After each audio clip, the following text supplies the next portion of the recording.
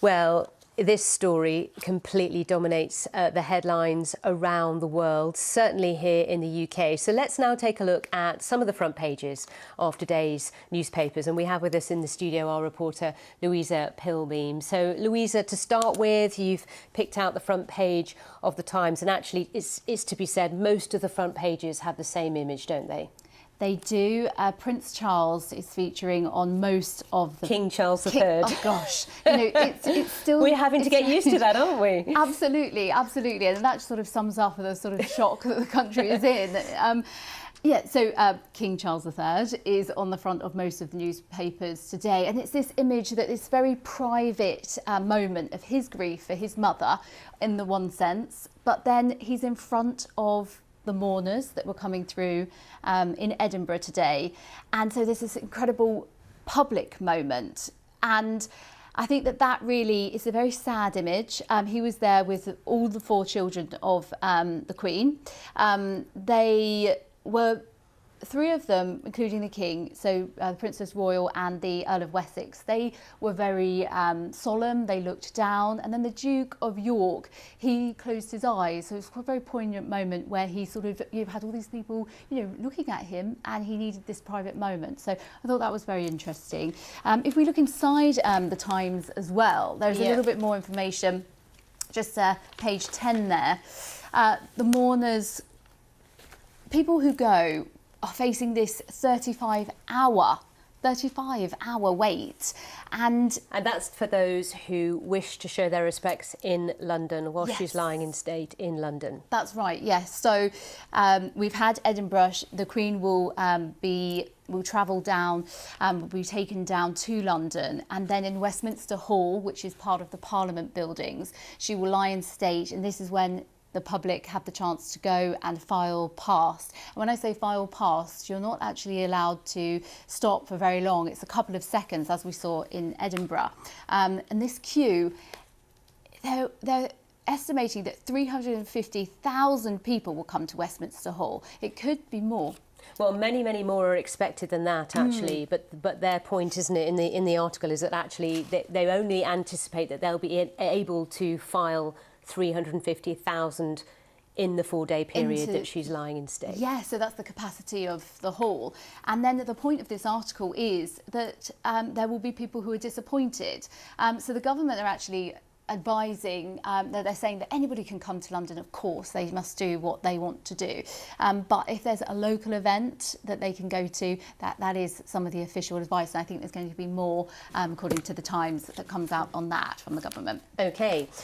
Front page of The Sun, the same image. As we've mentioned, most of the front pages have chosen this image and their headline, The King's Vigil. And if we turn inside, it really looks at the day that took place yesterday in Scotland, doesn't it? Yes, and these crowds, and it's an incredibly important moment. It's been discussed, the fact that so many people in Scotland turned out because, of course, there's the talk of the union and separating independence for Scotland. So for so many people to show their respect for the Queen, that's interesting. Although many politicians say that doesn't necessarily correlate between, if you're a supporter of the Queen necessarily, it doesn't mean that you're a supporter of the United But Kingdom. their headline, Queen of Scots, of course, putting it very clearly there, that what they want to say in terms of the union, as you mentioned. And also interesting that the crown of Scotland is laid on the coffin inside St Giles's Cathedral, and that's currently there now.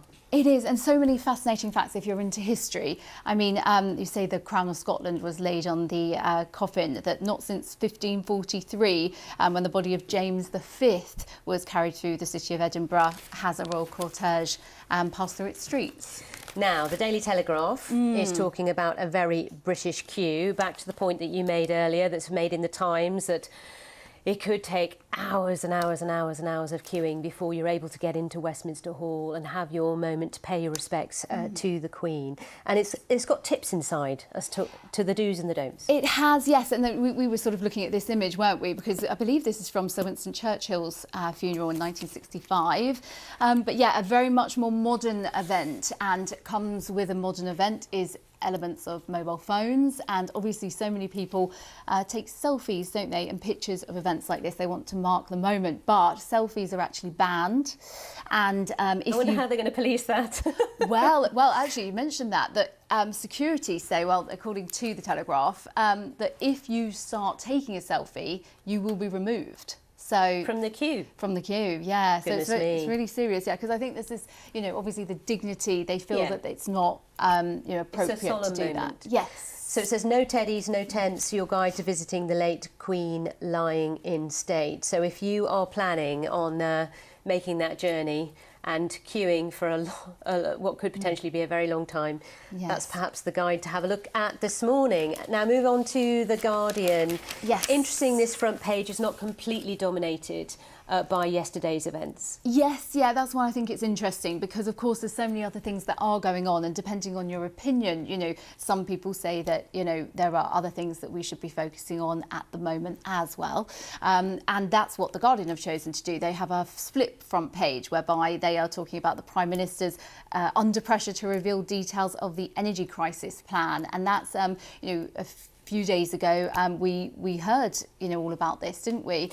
Well, it was on Thursday last week, actually, that the new Prime Minister, Liz Truss, revealed the government's plan to help households with their energy bills. Yes. And then, of course, at lunchtime it emerged that the Queen was seriously ill. And then we obviously heard of her passing later that evening.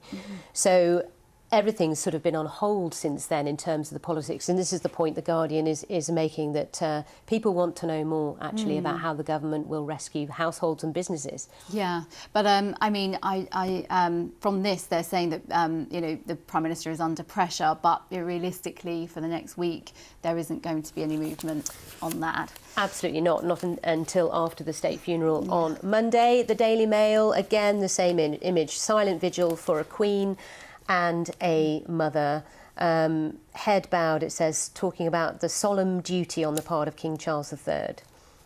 Yeah, absolutely. So again, that poignant image, and I think that everybody must feel for King Charles, because we can all sort of imagine how much pressure he must be under. It's a very unique position that he's in. We can imagine it, but I'm sure we won't get our heads around it. No, his schedule definitely has been really something else, hasn't it, ever since he became king. I mean, a series of constitutional and ceremonial events, and now he's on his way to Belfast. Yeah, and he's 73, I believe. So, I mean, that's a lot for a 73-year-old to do. And all we can imagine is that he must be very tired, that's for sure. So inside the Mail, what are they talking about? Well, again, I mean, the papers are dominated inside by the elements, the detail of the queuing and the logistics. The logistics, yeah. And you really do want to sort of look into this if you are thinking of coming to London, because it's saying that the queue is set to stretch back 5 miles, and that not everybody who, I think we mentioned this earlier, that not everybody who comes down and is in that queue will get in to Westminster Hall. So, many people will be disappointed. Some will just want to be in London anyway. But again, most of the papers are mentioning 35 hours. I mean, that's more than a day. So indeed, that's incredible. The Mirror, we'll watch over you, Queen's children in solemn vigil as first members of public pay their respects. Inside, it really looks at Princess Anne, the Princess Royal, doesn't it? Yeah. And her role in all of this. Yeah, absolutely. I mean, I thought this was interesting because she has been with the Queen and will be with the Queen the whole way, the whole journey. And, we spoke about King Charles and what he's going through and what all of the siblings are going through and the whole family. But, really, the Princess Royal, she's seen as very similar to the Queen by a lot of people because she's hardworking and she just gets on with things. And so I think it's, pretty symbolic that she's the one who alone is with her mother during this she'll accompany journey. her all the way to RAF Northolt later today, and then on to Buckingham Palace, and has done so since the Queen's coffin left Balmoral earlier this week. Daily Express, lost in grief for darling Mama. Again, the same image. I mean, it really was the image of the day, wasn't it, when it comes to all the events that took place yesterday? It was. And, just that very public moment in front of all the mourners in Edinburgh, but then this very private grief. So yeah, the Daily Express, and as I mentioned, many of the papers are, they're going into the detail of what will happen when, it's very expectant now that the Queen will travel for these 4 days where, everyone will have their moment if they want it in London to see the Queen. And, it's really, on page 6, the headline, despite the personal agony of his loss, Charles III looked every inch a king. There's a lot of support for Charles in the papers, you'll notice. And, yes. That may continue, and there are some critics who say that there might be a turning point with the monarchy. Because of course in the morning prior to arriving in Scotland, he was at Westminster Hall in London, yes, where he addressed both houses of Parliament, peers from the House of Lords, and of course all the MPs from the House of Commons. Again, a very historic moment, and they all showing their support to the monarch. Absolutely. And then there's going to be more, because there's it's actually the largest gathering of foreign dignitaries on British soil since the funeral of Sir Winston Churchill. So more than 100 kings, queens and heads of state, including the US president, and others will be there, and he will be on show again and needing to have that energy to speak to them. And there's the logistics of that, which is throughout all of the papers, again speaking of what will happen in terms of security. And I believe the US president is the only dignitary who is able to bring his specially secure car. I think it's called the Beast. It is called the Beast. We know it well. Louisa, thank you so much for looking through the papers.